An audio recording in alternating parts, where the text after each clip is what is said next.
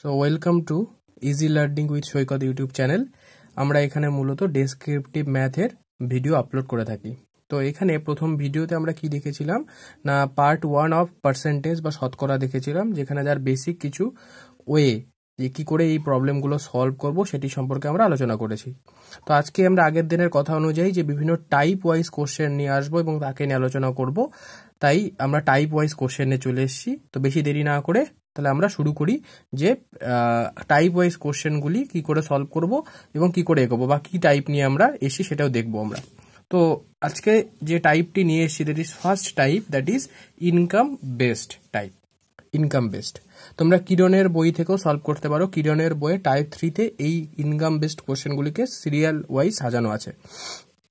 তো দেরি না করে শুরু করা যাক। তো কি আছে বলা আছে, বলছে if A's income is 50% less than that of B's income, then B's income is what percentage more than that of A. বলেছে এর ইনকাম যদি বি এর কত পার্সেন্টেজ কম হয় না 50% কম হয়, তাহলে বি এর ইনকাম এর তুলনায় কত বেশি হবে। মানে কিরকম ব্যাপারটা, ব্যাপারটি তার মানে কিরকম দাঁড়াচ্ছে তা দেখে নেওয়া যাক। বলছে এর ইনকাম বি এর থেকে কত পার্সেন্টেজ কম না 50% কম। ওকে, তাহলে এর ইনকাম কম কত পার্সেন্ট না 50%, তাহলে বি এর ইনকাম এর থেকে কত পার্সেন্টেজ বেশি। তো দেখে মনে হচ্ছে কি যে 50% কম মানে 50% বেশি, কিন্তু তা মূলত হয় না। তো কি হয়, তাহলে আমরা অঙ্কটা শুরু করি এবার। তো ধরে নেই যে বি এর ইনকাম কত না ₹100, তাহলে এর ইনকাম কত হবে, এর ইনকাম না 50% কম। কার থেকে 50% কম না বি এর থেকে 50% কম, তাহলে বি এর কত ছিল 100 মাইনাস 100-এর তো 50% কম, মানে 100 ইন্টু 50/100, তাহলে কাটেড আউট হলো পুরোটা। তাহলে কত থাকলো 100 মাইনাস 50 ইকুয়াল টু কত না ₹50। কি হলো না, কার 50% কম না এর বি এর ইনকামের 50% কম। কার থেকে কম না বি এর ইনকাম থেকে কম, তাহলে বি এর ইনকাম কত ছিল ₹100 মাইনাস বি এর ইনকাম কত ছিল 100, তার কত 50%। যদি এটিকে ইলাবোরেটলি করে কিভাবে লিখবো, তাহলে কি 50% অফ কত বি এর ইনকাম মানে কিরকম 50% মানে কত, আগের ভিডিওতে দেখা হয়েছিল 1/100 ইন্টু বি এর ইনকাম কত ছিল 100 মানে কত আলটিমেটলি 50। সেই 50 আমরা এখানে এনে এই 50টা সেটাই যে সেই কত কিভাবে কমলো সেটা দেখা গেল। তাহলে এর ইনকাম কত হলো ₹50, বির ইনকাম ₹100। তাহলে দেয়ারফর বি ইজ ইনকাম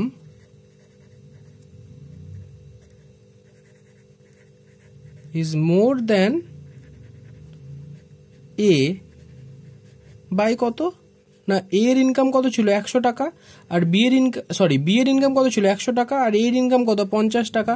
তাহলে আমাদের কথাটার মানে কি যে বি এর ইনকাম এর ইনকামের থেকে কত বেশি না, দুজনের ইনকামের বিয়োগ করলেই তো অ্যান্সার বেরিয়ে আসবে। তাহলে কত বেশি না 50 টাকা বেশি। তার মানে বি এর ইনকাম বি এর থেকে 50 টাকা বেশি ইনকাম করে। তো আমাদের কি বের করতে বলেছে, এটিই বের করতে বলেছে, বাট বলেছে পার্সেন্টেজ, তাহলে রিকোয়ার্ড পার্সেন্টেজ। তাহলে কি হবে ভালো মতো বুঝবে জায়গাটা। বলেছে দেখো, বলছে বি এর income is what percentage more than that of A. তাহলে more than that of A, এর ইনকামের থেকে বি এর ইনকাম কত বেশি। তাহলে দেখো বেসকে না, বেস হচ্ছে এ এর ইনকামের থেকে, তাহলে বারবার বলা হয়েছিল বেস কোথায় বসে না নিচে। তাহলে এর ইনকাম কত না 50, তাহলে সেটা কোথায় আসবে নিচে। কত বেশি না 50 বেশি, তাহলে 50 কোথায় গেল ওপরে, মোটের ওপর ভ্যালু কতটা বেড়েছে 50 বেড়েছে, ইন্টু কত না 100।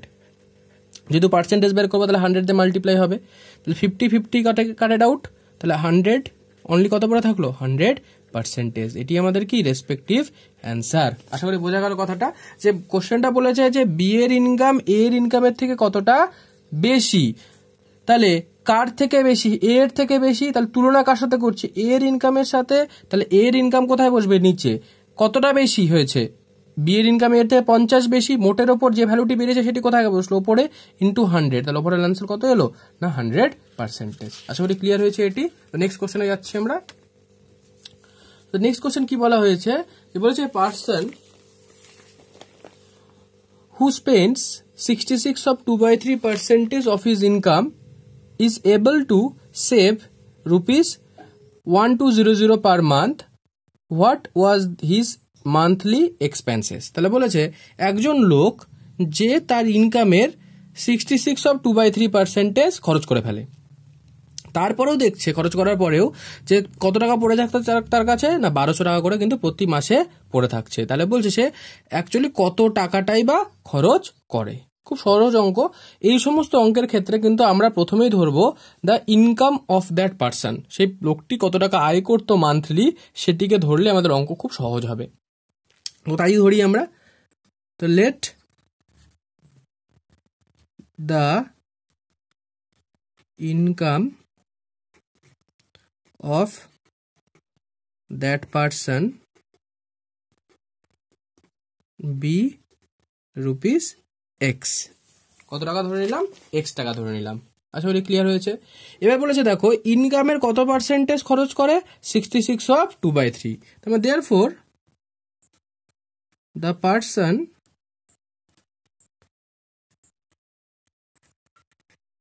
spends কত টাকা খরচ করে না ইনকামের। তাহলে কি করবো দেখো, যা লেখা তাই লিখছি, 66 of 2/3% of his ইনকাম। এ ভালো করে বুঝবে। তাহলে 66 of 2/3 মানে কত হয়? 66 of 2/3 মানে 66 into 3 plus 2 by কত হয়? 3। পার্সেন্টেজ মানে কত? 1/100। অফ মিনস কি? মাল্টিপ্লাই। আর রুপিস ইনকাম কত ধরা হয়েছিল? না এক্স। তাহলে দ্যাট ইজ হয় এক্স। বলবে এটা কি করে এলো? না আমাদের তো নিয়ম আছে, এটা পূর্ণ সংখ্যা 66 পূর্ণ 2/3। নিয়ম কি? এই দুটোর কি হয়? মাল্টিপ্লাই যোগ কি হয়? 2। তাই আমি ভেঙে লিখে দিয়েছি 66 into 3 প্লাস কত হলো? 2। তাহলে ভাঙলে কত হবে এটা? না 198 plus 2 মানে 200/3 into 1/100 into কত? এক্স। 20 কাটেড আউট, পরে থাকলো কত? না 2x/3। কত পরে থাকলো আমাদের? না 2x/3। এটি কি? এত রুপিস। আমাদের সেটা কি হয়েছে? না সেই লোকটি স্পেন্ড করে কত টাকা? না সেই লোকটি কিন্তু স্পেন্ড করে আমাদের 2x/3 রুপিস সে স্পেন্ড করে। তাহলে লোকটির কাছে পড়ে আছে কত টাকা? হ্যাঁ অবশ্যই এখানে ধরে নেবে যে the income of the person x per month, কারণ আমাদের অঙ্কটি মান্থ দিয়ে দিয়েছে। তাহলে এক মাসে সে এক্স টাকা আয় করে, তার মানে এক মাসে তাহলে এটাও কি পার মান্থ সে স্পেন্ড করে কত টাকা? 2x/3 পার মান্থে স্পেন্ড করে। তো দেয়ারফর হি সেভ, সে কত টাকা সেভ করবে? দেখো তার ইনকাম ছিল এক্স, সে খরচ করেছে 2x/3, তাহলে বাকিটা যেটা পড়ে থাকবে সেটি তো সেভ করবে। তাহলে টোটাল আয় ছিল এক্স মাইনাস কত হবে? 2x/3। রুলস কি? এলসিএম করবো। এক্স এর নিচে কত আছে? 1। তাহলে এলসিএম করলে কত হবে? লসাগু করলে কত? 3। 3x minus 2x equal to কত হবে? x/3 এত রুপিস। তাহলে হি সেভস কত রুপিস? না x/3 রুপিস হি সেভ। তা সে সেভ করে x/3 রুপিস। তাহলে দেখো তো আমাদের অঙ্কর অনুযায়ী x/3 রুপিস সে সেভ করে, আর কোশ্চেন ওয়াইজ সে কত টাকা সেভ করে? 1200 টাকা। দুটো কি হবে? সেম। তাহলে প্রশ্নানুসারে বা by the problem x/3 equal to 1200। এইপারে ডিভাইড আছে, এইপারে গেলে কি হবে? মাল্টিপ্লাই হয়ে যাবে। তাহলে ভালো মতো দেখো, তাহলে এক্স ইকুয়াল টু কত হবে? 1200 ইন্টু 3 ইকুয়াল টু কত হলো? 3600 রুপিস। তার মানে লোকটির আয় কত ছিল? না 3600 রুপিস লোকটির আয় ছিল। তাহলে লোকটির আয় যদি 3600 টাকা হয়, তার মধ্যে 1200 টাকা সে কি করে? না সেভ করে। তাহলে বাকিটাতে সে খরচ করে। তাহলে আমাদের তো তাই তো বের করতে বলেছে। Therefore his monthly expenses equal to কত হবে? 3600 টাকা টোটাল আয় ছিল, মাইনাস কত? 1200 ইকুয়াল টু কত হয়? 2400 ইকুয়াল টু কত হবে? না 2400। আমরা কিন্তু আলাদাভাবে করতে পারতাম। কিভাবে করতে পারতাম? না মান্থলি এক্সপেন্সেস মানে তো টোটাল স্পেন্ড। তাহলে স্পেন্ড কত ছিল? 2x/3। সেখানে এক্স এর ভ্যালু কত বেরিয়েছে? 3600। সেটি বসিয়ে দিলেও কিন্তু অ্যান্সার বেরিয়ে আসতো। কিরকম ভাবে? 2 ইন্টু এক্স, এক্স এর ভ্যালু কত ছিল? 3600 বাই কত? 3। 3 12 3600 হয়, তাহলে কত হলো এটা 2400 এত রুপিস। আশা করি ক্লিয়ার হয়েছে কনসেপ্টটা। আমি দুভাবেই করতে পারতাম, আমি এভাবেও করতে পারতাম, এখানে এক্স এর ভ্যালু বসিয়েও করতে পারতাম, আমরা সেভিংসটাকে মাইনাস করে দিয়েও করতে পারতাম। আশা করি ক্লিয়ার হয়েছে কোশ্চেনটি যে এই অঙ্কগুলি এলে কিভাবে এটি সলভ করব। তো নেক্সট কোশ্চেনে যাচ্ছি আমরা। নেক্সট কোশ্চেন কি বলেছে যে a man gave 20% of his income to his elder son, 30% of his remaining to the younger son, and 10% of the balance he donated to a trust. He is left with 10,800. What was his income? তো এইটি কি করে solve করা যেতে পারে বোঝার চেষ্টা করবো আমরা একটু ভালোভাবে যে কি আছে ব্যাপারটা। যে বলেছে একজন লোক সে 20% তার ইনকামের 20% সে তার বড় ছেলেকে দেয়।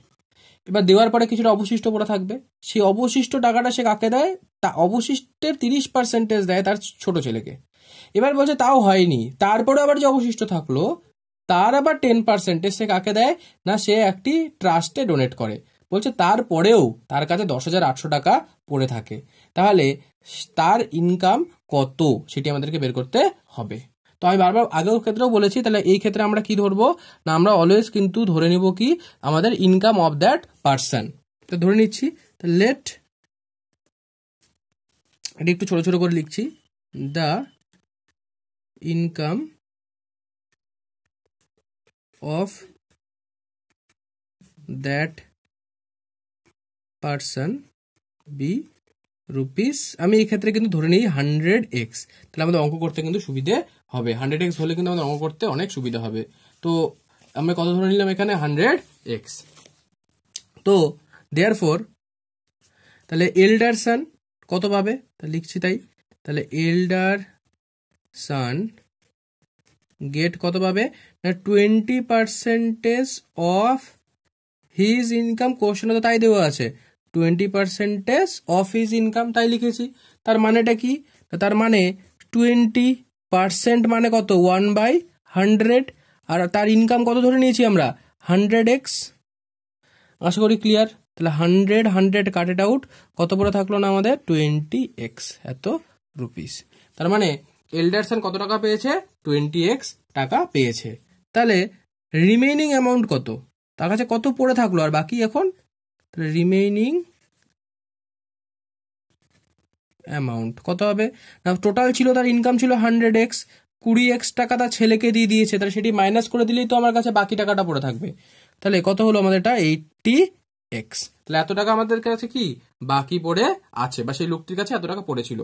এবার কি বলছে যে এর মধ্যে থেকে তো আবার সেই ইয়ং ছেলেকে 30% টাকা দেয়, তাহলে ইয়ঙ্গার সন গেট কত, ইয়ঙ্গার সন গেট কত টাকা পাবে না, বলেছে 30% অফ রিমেইনিং অ্যামাউন্ট। তার মানে কত 30% মানে 30% মিন সেই আবার 1/100, আর রিমেইনিং অ্যামাউন্ট মানে কত সেটি না 80x রিমেইনিং পড়েছিল। তাহলে 0,0,0,0 কাটেড আউট, তাহলে কত হলো এটা 24x এত রুপিস। তাহলে ছোট ছেলে কত টাকা পেলো 24x, বড় ছেলে কত পেয়েছে 20x। এবার বলছে তাও শেষ হয়নি, বলছে এরপরে যে রিমেইনিং পড়ে থাকলো তার থেকে 10% সে ট্রাস্টে দেয়। তো দেয়ারফর আগে তাহলে রিমেইনিং বের করতে হবে। তাহলে রিমেইনিং অ্যামাউন্ট সামনে নাও দিয়ে দিবে, নাও রিমেইনিং অ্যামাউন্ট ইকুয়াল টু কত হবে, তাহলে 80x ছিল, তার থেকে ছোট ছেলেকে 24x দিয়ে দিল, তাহলে আমাদের কত টাকা পড়ে থাকলো আর 56x। তাহলে কত রুপিস পড়ে থাকলো আমাদের কাছে না 56x রুপিস আমাদের কাছে কিন্তু পড়ে থাকলো। আশা করি ক্লিয়ার এই অবধি। এবার বলেছে তাহলে he donated to the trust কত, he donated to the trust equal to কত হবে না, বলেছে 10% অফ ব্যালেন্স। তাহলে 10% মানে কত 10 ইন্টু কত 1/100, ব্যালেন্স মানে এখন লোকটির কাছে কত টাকা ব্যালেন্স পড়ে আছে সেই 56x পড়ে আছে, তাহলে ইন্টু কত আসবে 56x। তাহলে 0 0 কাটেড আউট, 56/10 মানে কত হয় 5.6x। আশা করি ক্লিয়ার এই অবধি। তাহলে দেয়ারফর, তাহলে ভালো মতো বুঝবে, হি লেফট উইথ মানেটা কি না, তার কাছে এখন আর কত টাকা পড়ে আছে, টোটাল ইনকাম ছিল 100x, 20x দিয়ে দিল বড় ছেলেকে, 24x দিয়ে দিল ছোট ছেলেকে, 5.6x দিয়ে দিল ট্রাস্টে, তাহলে এখন তার কাছে কত আছে না, তাহলে 100x minus 20x plus 24x plus 5.6x। Clear আশা করি। তাহলে 100x মাইনাস কত হবে, যোগ করে দেখবে সবাই, 49.6x হয়, তার মানে কত হয় 50.4x। এত রুপিস তার কাছে কিন্তু এখন পড়ে আছে। তাহলে অঙ্কর অনুযায়ী কত পড়ে আছে না 50.4x, আর কোশ্চেন ওয়াইজ দেখো তো কত পড়ে আছে না 10,800 টাকা। তার মানে বাই দা প্রবলেম বা প্রশ্নানুসারে এই 50.4x ইকুয়াল টু কত হয় না 10,800। দেয়ারফর এক্স ইকুয়াল টু কত হবে, এপারে এক্স এর সাথে মাল্টিপ্লাই গুণন হয়ে আছে, ওইদিকে গেলে কি হবে ডিভাইড হয়ে যাবে। তাহলে কি করে করব না, এক্স ইকুয়াল টু 10,800 বাই 50.4। আসলে ক্লিয়ার হচ্ছে? তো 10,800 বাই পয়েন্ট মানে কি, পয়েন্ট তুললে কি নিচে কত চলে আসে 10।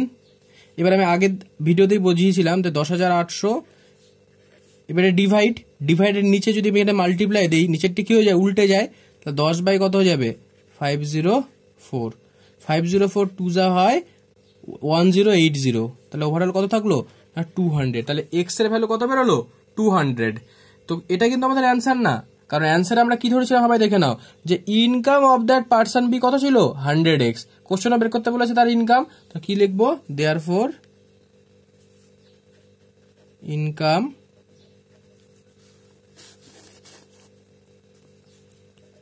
of that person কত হবে তাহলে 100x, তাহলে 100 ইন্টু 200 মানে কত হলো না 20,000 rupees. This is our answer. আসলে ক্লিয়ার হয়েছে অঙ্কটি, কোনো অসুবিধা নেই আশা করি। তো ক্লিয়ার হয়ে গেলে অঙ্কটির একটি ভালো করে সবাই নিজেরা করে নেবে বাড়িতে। তো আমরা নেক্সট অঙ্কে তো নেক্সট অঙ্কতে আমরা চলে এলাম। তো নেক্সট অঙ্কটি কি আছে বলছে, the monthly income of a person is 13,500, his monthly expenditure was 9,000। তো next year his income increase by 14% and his expenditure increased by 7%. The increase বা percentage increase of his income, বা এটা স্যালারি হবে না, দিস হবে saving, is actually saving, তাহলে percentage of increase of his saving was. তো শুরু করা যাক। তো আমাদের এখানে কিন্তু কোশ্চেনে বলেই দেওয়া আছে ইনকাম, দু ক্ষেত্রে ইনকাম এবং এক্সপেন্ডিচার দুটোই বলে দেওয়া আছে। তাহলে income, the monthly income of that person কত, monthly income of that person rupees 13,500। আবার the monthly expenditure of that person, সেটিও বা কত দেওয়া আছে, অঙ্কে কিন্তু দুটোই দেওয়া আছে যে 9,000। আশা করি এই অবধি কোনো অসুবিধে নেই। তো বলেছে তাহলে যদি ইনকাম 13,500 করে আর তার খরচ হয় 9,000 টাকা, তাহলে তার সেভিং কত, তাহলে সেভিং কত হবে অফ প্রিভিয়াস ইয়ার,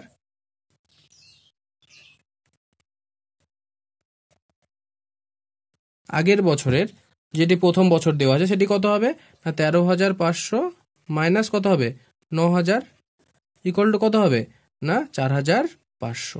তাহলে রুপিস 4,500 টাকা তার কিন্তু সেভিংস ছিল আগের বছরের। তো এবার বলেছে এই বছরের ক্ষেত্রে বলেছে যে তার কত পার্সেন্ট ইনকাম ইনক্রিজ করে না 14%। তাহলে আগে লিখতে হবে, তাহলে কি হবে না 14% of his income equal to কত টাকা সেটাকে বের করতে হবে। তাহলে 14% মানে 14 ইন্টু কত 1/100 ইন্টু ইনকাম কত ছিল তার প্রথম মাসের না 13,500, তাই করলাম 14% অফ মানে মাল্টিপ্লাই হিজ ইনকাম মানে 13,500 টাকা ছিল, cut it out, this is cut it out. তো এটি মাল্টিপ্লাই করলে কত দাঁড়ায় না, মাল্টিপ্লাই আমরা যদি করি যে 14 ইন্টু কত মাল্টিপ্লাই করছি, যে 14 ইন্টু মাল্টিপ্লাই যদি এই আমরা 135 করি তাহলে করে ফেলি,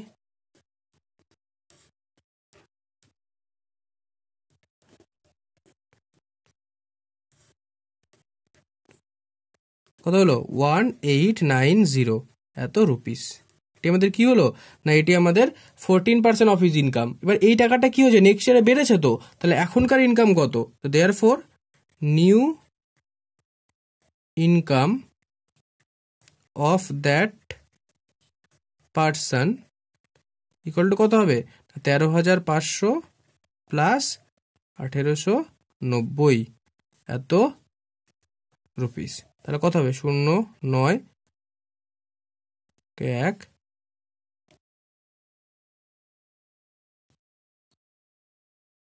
তাহলে কত হচ্ছে 15,390, কত হচ্ছে 15,390।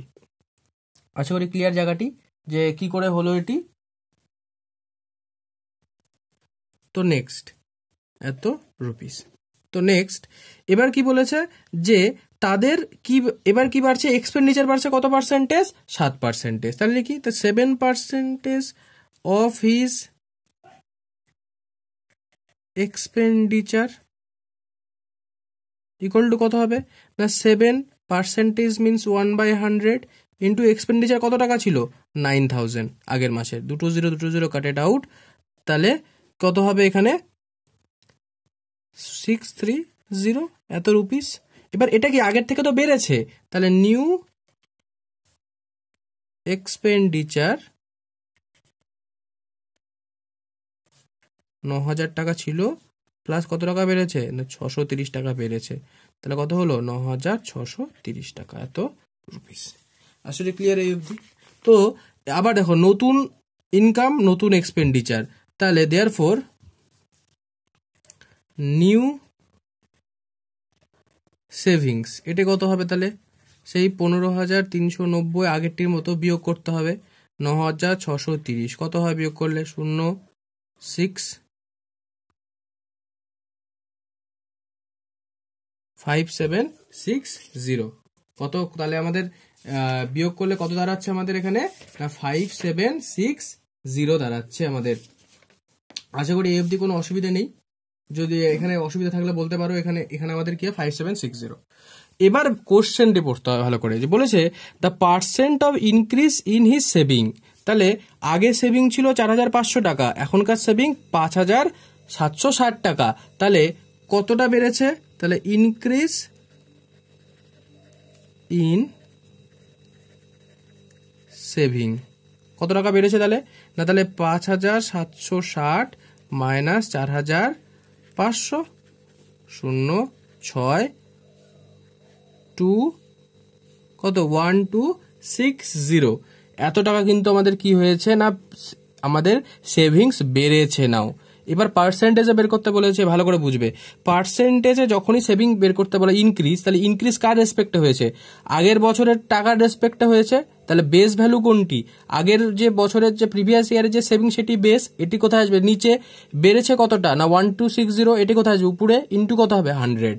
আচ্ছা ওই ক্লিয়ার কনসেপ্টটি, দেয়ারফর রিকোয়ার্ড পার্সেন্টেজ, তাহলে কত হবে এটি, ভালো করে দেখো যে উপরে কত 1,260, এটি বেড়েছে কততে বেড়েছে না 4,500 বেড়েছে, ইন্টু কত হবে না 100 এত পার্সেন্টেজ। 0 কাট ইট আউট, 0,045 দিয়ে এটা কাটলে কত হয় না, আমরা যদি ডাইরেক্টলি করে দিচ্ছি, আমি ডাইরেক্টলি করে কত 28 হয়, দেয়ারফর অ্যান্সার কত হবে আমাদের 28%। আশা করি ক্লিয়ার হয়েছে অঙ্কটি, কোনো অসুবিধা নেই, ঠিক আছে। তো আজকে ভিডিও এতটুকুই। তো নেক্সট ভিডিওতে কিন্তু আমরা এখানে আর দুটি কোশ্চেন হবে, তারপর আমরা নতুন টাইপের মধ্যে যাব। ওকে, যদি ভিডিওটি ভালো লেগে থাকে তাহলে অবশ্যই লাইক শেয়ার অ্যান্ড সাবস্ক্রাইব করে দেবে। Okay, bye, see you in next video.